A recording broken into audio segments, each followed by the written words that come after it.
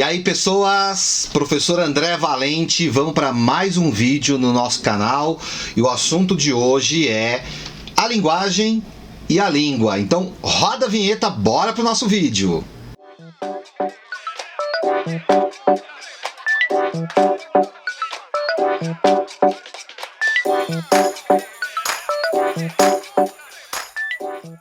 Como eu disse no início do vídeo, o assunto de hoje é a linguagem e a língua. Antes da gente começar a falar do assunto, já ativa a sinetinha para você receber as notificações dos próximos vídeos.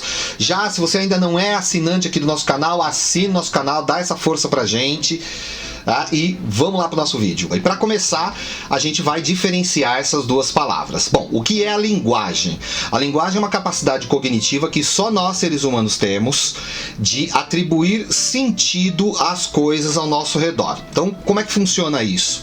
Funciona assim: os animais, quando eles querem conhecer o mundo ao seu redor, né, o lugar onde eles estão, as coisas, os outros animais, o que eles vão fazer?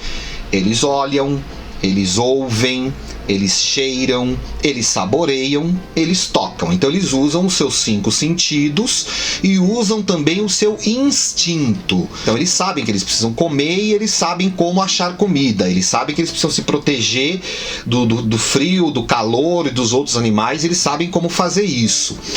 Porém, os animais não articulam isso, eles fazem isso mecanicamente, de acordo com o que a natureza ensinou e de acordo com as necessidades do momento. A diferença deles para nós que somos animais, mas somos animais racionais, está justamente nesse ponto.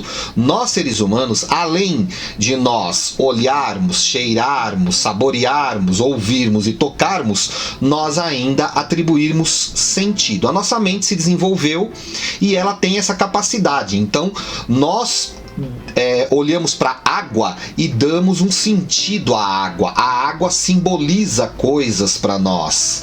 A água pode simbolizar, por exemplo, o nascimento. A água pode simbolizar riqueza. A água simboliza a vida.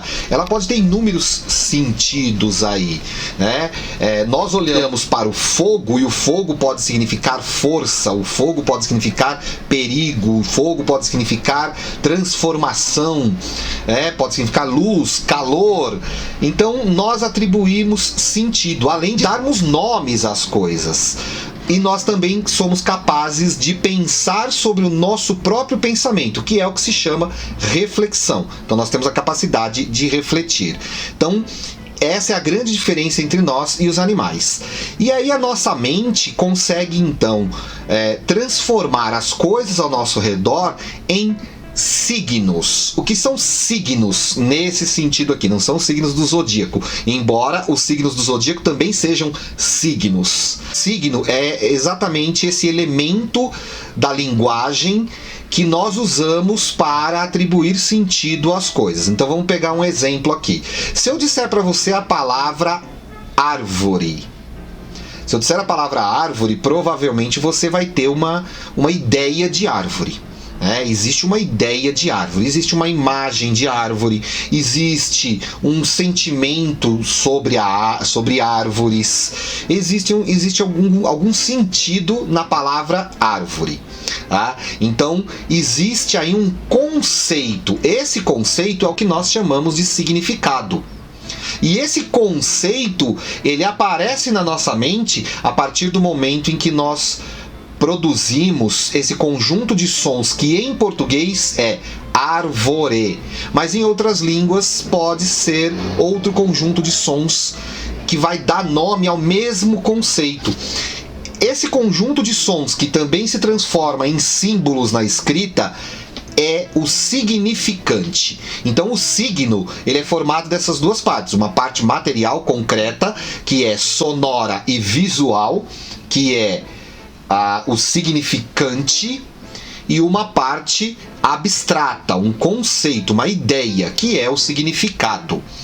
Esses signos, eles vão se combinar formando aí um conjunto de signos, um sistema de signos que nós usamos para a comunicação. Nós usamos para dizer quem nós somos, o que estamos sentindo, o que nós queremos, o que nós não queremos, para manifestar sentimentos, e para dar nome às coisas, para a comunicação. Esse conjunto de elementos que nós usamos para a comunicação é a linguagem. E a linguagem, ela pode ser verbal ou não verbal. Então nós temos, por exemplo, uma linguagem visual que se manifesta, por exemplo, nas placas de trânsito, em todo tipo de sinalização, mas se manifesta também na publicidade, se manifesta também na criação de marcas, logotipos, né? Se manifesta também num código de comunicação. Então nós temos, para algumas culturas, o branco simboliza a paz, para outras o branco simboliza o luto, para outras é o preto que simboliza o luto. O vermelho pode simbolizar guerra, força, eletricidade, depende do contexto. Então, é uma linguagem visual. Nós temos também uma linguagem sonora. A música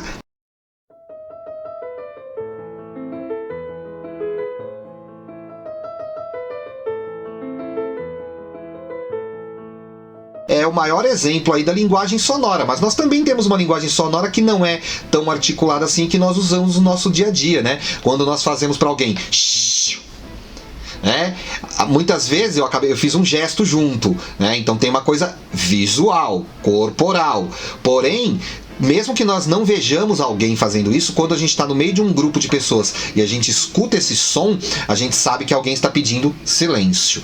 Então existe uma linguagem sonora, auditiva também. Existe uma linguagem olfativa, né? Nós sentimos cheiros e nós identificamos as coisas pelo cheiro.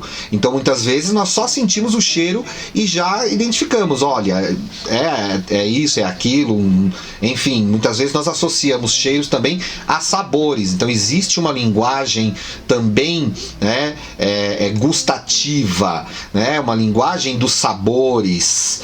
Enfim, a linguagem ela pode ser verbal e ela pode ser não verbal, tá?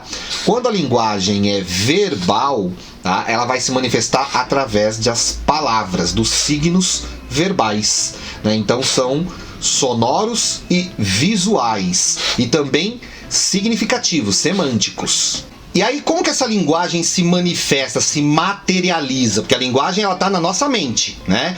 Tudo isso existe na nossa mente, tá? Como que isso vai se materializar, vai se manifestar fora da nossa mente? Por meio de uma língua. Então a linguagem e a língua, elas estão diretamente relacionadas. Só existe uma língua a partir de uma linguagem. Então toda língua é resultado da linguagem. Tá? Só que a língua, ela é uma linguagem específica. Tá? É uma linguagem verbal. Ela se manifesta verbalmente por meio de sons que se transformam, né, nos fonemas. Esses fonemas se unem formando sílabas, né? Formam também os chamados morfemas, né, que são aqueles elementos formadores de palavras, né? O radical, os prefixos, os sufixos, né? Então, esses elementos que formam as palavras, tá? As palavras que se unem em frases, e essas frases vão formar textos, tá? De forma geral é isso. Então a linguagem, ela se manifesta numa língua. A língua, ela é determinada por uma cultura, ela reflete uma cultura, né? Então um povo, um grupo, uma comunidade, né, vivendo num determinado espaço, tá? Vivendo num determinado espaço, identificada por elementos culturais, ou seja, pelo seu modo de viver, o modo de pensar sobre si mesmo, pelo modo de pensar o mundo ao redor, pelo modo de enxergar outras comunidades, né? Todo esse conjunto de elementos vai formar uma ideia de comunidade, né? Pessoas que compartilham a vida em comum, daí a ideia de comunidade, de uma sociedade, né? Pessoas que são sócias nessa grande comunidade, tá? Que vai formar esse grupo, esse coletivo. Esse coletivo vai desenvolver um modo particular de linguagem. Quando esse modo particular de linguagem passa a caracterizar um povo de um grande território, especialmente uma nação, né, um povo de um país, tá? Isso passa a ser caracterizado como língua. Então a ideia de língua também está muito associada a essa ideia de nação, a essa concepção de sociedade. Tudo bem? Então, basicamente é isso, tá? Linguagem, capacidade cognitiva de atribuir sentido às coisas. Língua é uma linguagem verbal particular de uma comunidade, tá? Influenciada por uma cultura e que confere a essa comunidade uma identidade. A língua é um dos elementos fundamentais de identidade de um povo. Eu espero que você tenha gostado. Então curte, compartilhe o nosso canal para mais gente ter acesso a essa informação. Deixa lá o seu comentário, a sua crítica, a sua sugestão de tema, sua pergunta, tá bom? Que a gente vai procurar responder aqui para você, tá bom? Grande beijo, até o próximo vídeo.